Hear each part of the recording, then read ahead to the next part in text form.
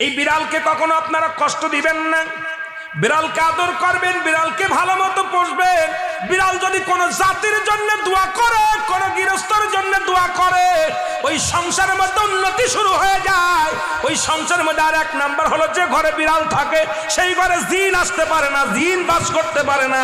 আর একটা ঘোষণা শুনে নেন, নবীজি বলে গেছেন, যে ঘরের মধ্যে বিড়াল ছানা বাস করে ওই ঘরের মধ্যে জিন জাতি প্রবেশ করতে পারে না। তাহলে ছোট ছোট মাসুম বাচ্চাগুলো যে ঘরের মধ্যে থাকে, মুসলমান অনেক সময় জিনের আশ্রয় পড়ে যায়, অনেক সময় জিনে আসর করে, ওই ঘরের মধ্যে জিনে আসর করে।